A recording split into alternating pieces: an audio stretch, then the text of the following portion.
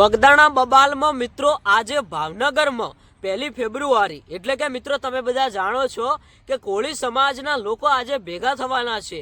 નવનીતભાઈએ એક આમંત્રણ આપ્યું છે, કેમ કે મિત્રો તમે બધા જાણો છો કે બગદાણાની બબાલમાં નવનીતભાઈની જીત થઈ એટલે મિત્રો જે પણ લોકોએ સાથ અને સહકાર આપ્યો બધાનું મિત્રો ધામધૂમથી સ્વાગત કરવામાં આવશે। મિત્રો જે પણ કોળી સમાજના ભાઈઓ આવશે એ નવનીતભાઈનું સ્વાગત કરશે।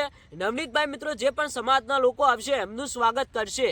આજનો દિવસ મિત્રો અત્યારે હાલ કોળી સમાજ માટે એક ખુશીનો દિવસ થઈ ગયો, કારણ કે મિત્રો તમે બધા જાણો છો કે બગદાણાની બબાલમાં ઘણી બધી મહેનતના બાદ આખરે મિત્રો નવનીતભાઈની જીત થઈ। નવનીતભાઈ તો વારંવાર જયરાજભાઈ ઉપર આક્ષેપ નાખતા હતા, પણ આમાં ક્યાંક ને ક્યાંક પોલીસ અને એસઆઈટી ટીમની ઘણી તપાસ રહી, એના બાદ મિત્રો ઘણા બધા પુરાવા મળ્યા અને આખરે મિત્રો જયરાજભાઈ આહિર ગયા જેલ ભેગા।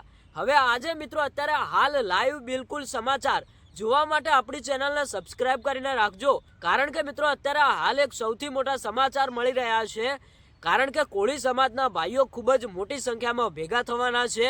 ધામધૂમથી મિત્રો સ્વાગત કરવામાં આવશે, કારણ કે ભાઈ એમના માટે આજે એક ખુશીનો દિવસ છે, કારણ કે આ લડતમાં ઘણો બધો ટાઈમ લાગ્યો પણ આખરે નવનીતભાઈ સાચા હતા અને એમની જીત થઈ।